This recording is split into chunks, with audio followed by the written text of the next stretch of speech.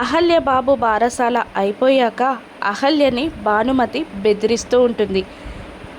ఇక బారసాల అయిపోయింది, ఇక నువ్వు ఈ ఇల్లు వదిలిపెట్టి వెళ్ళే టైం వచ్చేసింది అని అనగానే అహల్య షాక్ అయి చూస్తూ ఉంటుంది. ఏంటి అలా చూస్తున్నావు? నువ్విచ్చిన మాట గుర్తులేదా?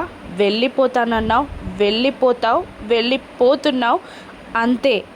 ఇవాళ నైట్కో రేపు మార్నింగ్కో నువ్వు ఇక్కడ నుండి వెళ్ళిపోవాలి, వెళ్ళిపోతున్నావు అంతే అని అంటూ భానుమతి వార్నింగ్ ఇస్తుండగా బాధపడుతూ ఏడుస్తూ కన్నీళ్లు పెట్టుకుంటూ అహల్య భానుమతి వైపు చూసిన భానుమతి మనసు కరగకుండా అక్కడి నుండి అలా వెళ్ళిపోతుంది. ఇక ఫ్రెష్ అయి బాబుని ఒళ్ళో పడుకోబెట్టుకొని అలా బెడ్రూమ్లో కూర్చున్న అహల్య దగ్గరికి గౌతమ్ వస్తాడు.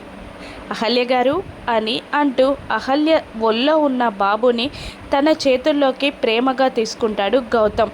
వీడు పుట్టినప్పుడు ఎంత సంతోషంగా ఉన్నానో ఈరోజు అంతకు రెట్టింపు సంతోషాన్ని నేను అనుభవించానండి అని అంటూ గౌతమ్ సంతోషంగా చెప్తూ ఆ బాబుని ఎత్తుకొని ఆడిస్తూ ఒక 4 అడుగులు బెడ్ నుండి దూరంగా వేస్తాడు. ఇక బాబుని ఆడిస్తున్న గౌతమ్ని ప్రేమగా చూస్తూ నిలబడిపోతుంది అహల్య. ఇప్పుడు అహల్య ఏం చేస్తుంది?